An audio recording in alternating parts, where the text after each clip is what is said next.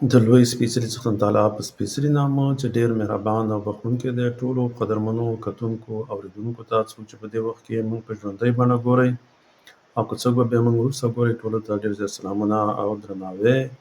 د لوی افغانستان تلویزیون ته ښه راغلاست. ملګرو، څنګه چې تاسو تجربه ده او د میډیا د لارې به مو کتلي وي چې په افغانستان په کونړ ولایت، لغمان، ننګرهار، نورستان په سیمو کې زلزله شوې ده او جټکې لا روانې دي. ځینې ځایونو کې ډېر زموږ افغانان هیوادوال پکې شهیدان شوي دي. ډېرو کورنۍ خپل غړي د لاسه ورکړي دي. الله دې هغه څوک چې شهیدان شوي دي، الله دې ورله مرتبې لوړې کړي، او څوک چې کورنیو کې د هغوی په کورنۍ غم راغلی دی، الله دې هغوی ته د زړه صبر ورکړي. موږ ټول افغانان په دې باندې خفه یو. بل دا کار دی ملګرو، ما مخکې یوه ویډیو هم جوړه کړې وه چې خاص کر د کونړ هغه زموږ کونړیان چې د هېواده بهر دي، هغوی کولی شي ځینې وخت کې ځینې کونړیان، ځینې ټولنې دلته هم دي، هغوی ته هم پیسې ورکوي. خو زما په نظر باندې لکه زموږ د هر کونړي ځینې پیژنګلو یا د کورنۍ غړي بېرته خپله په کونړ کې هم شته. موږ او تاسې کولی شو چې د هغې د لارې هم خپلو کونړیانو سره څوک چې په دې زلزله کې شهیدان شوي دي یا زخمیان دي، ټپیان دي او کورونه یې وران شوي دي، هغوی سره مرستې وکړو. دا په پټه باندې هم کېدلی شي، ځکه چې موږ کولی شو خپل کورنۍ غړو ته هلته پیسې ولېږو او د هغوی ته ووایو چې دغه کم خلک چې په دغه زلزله کې کورونه د لاسه ورکړي دي، کورنۍ د لاسه ورکړي دي، هغوی سره هغه مرسته ورته ورسوي او هغه ورته ورکړي. ځینې صحیح د ټولنې شته، یو خو بهرنۍ مرستې دي، هغه خو ځینې وخت د یو هېواد بل سره یې کوي، بیا د هغې د لارې تقسیمېږي. ځینې بیا داسې دي چې د نورو ولایتونو ځینې هغه دغې ځینې ټولنې بیا هغه مرستې کوي.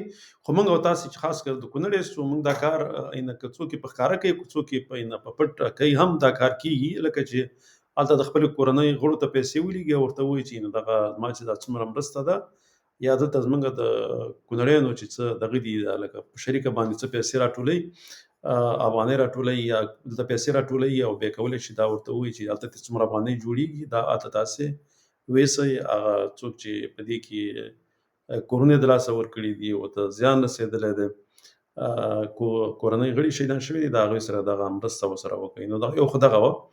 بل موږ په دې ټولنیزو رسنیو کې په دې باندې خبرې کوم، خو زه دا ویډیو لږه دغه کومه موږ په دغه ټولنیزو رسنیو کې د ځینو لنډغرو د ټیک ټاک د لارې، د نورو ټولنیزو رسنیو د لارې ګورو چې هغوی په دغه زموږ په دغه کوم زلزله کې چې کوم کسان شهیدان شوي دي او دغه تلفات کړي دي او کورونه وران شوي دي، ډېره خرابي شوې ده په دوی باندې. هغوی لکه دغه لنډغر چې دي، د هغوی د ځینې دغه چې دي، هغه د ټولنیزو رسنیو د لارې راځي، دوی پرې خوشحالي ښکاره کوي او بیا دوی ته لکه د طالبانو دغه ورکړي چې دي کې طالبان دغه شوي دي، ضایع شوي دي، نو دوی ډېرې خوښۍ اظهار کوي.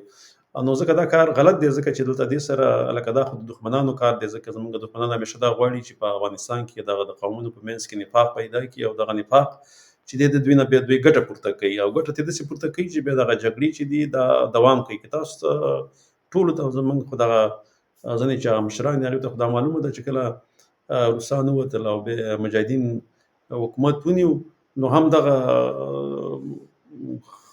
د نفاق همدغه خلکو چې پیدا کوو چې د پردو ادارو دپاره کار کوو، د هغه ځای نه پیسې اخیستلې، بیا دغه جنګ ته چې دی دوام یې ورکړو، هغه جنګ هلته ونه درېدو. دوی خو په حکومت کې هم راغلل، بیا هم جنګ ونه درېدو او په دغه افغانستان کې هغه جګړې دوام پیدا کړو، او ډېر زیات تباهي چې ده او بربادي چې وه، هغه د هغې سره وشوه. ډېر افغانان په هغې کې شهیدان شولو او کورونه یې وران شولو، بېرته مهاجرتونو ته مجبور شولو او اقتصاد هم د افغانستان ضعیف شو.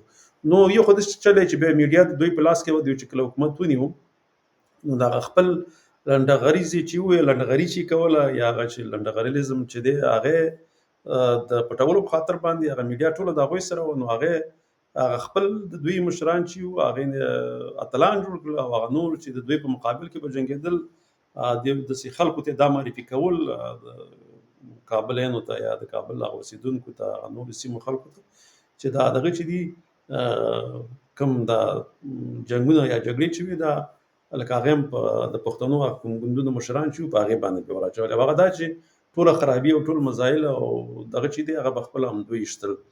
نو اوس هم په دغه ټیک ټاک کې چې دي دوی بیا دغه شروع کړی دی، لکه نفاق ته هم کار کوي او کوشش کوي چې دغه خپله د قومونو په منځ کې بیا جګړې پیدا کړي. هغه دا چې دغه ټول قومونه چې دي په افغانستان کې د یو بل سره خپلولي لري ډېر زیات پکې، او دا یو بل سره ګډ شوي دي. خو دغه نفاق چې دی دا د پردو د لارې پیسې اخلي ځینې د دوی مشران، او بیا په سوشل میډیا کې هم دغه خلک بیا ناستي، بیا دا هم چې دی همدغه نفاق دپاره کار کوي.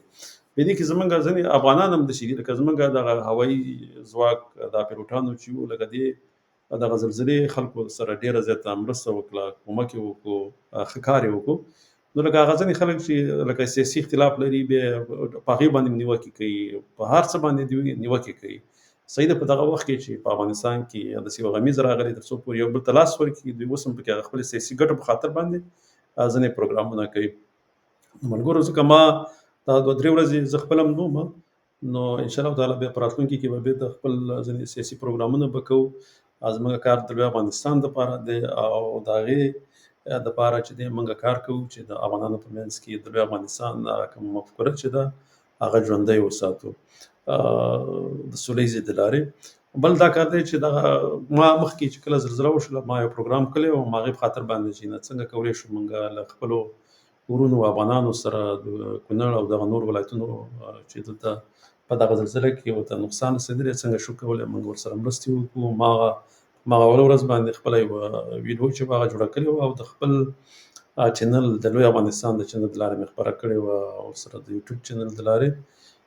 نو بیا ما نن دې په خاطر باندې دغه وکړو چې موږ څنګه کولی شو مرستې وکړو، ځکه اوس هم داسې دغه شته چې بیا وروسته سیلابونو دپاره هم د راتلو خطر هم شته دی په ځینې ولایتونو کې. بس الله دې وکړي چې نور افتونو نه الله زموږ افغانان په امان کې وساتي. انشاءالله تعالی په راتلونکي بیا نور پروګرامونو سره به راځم.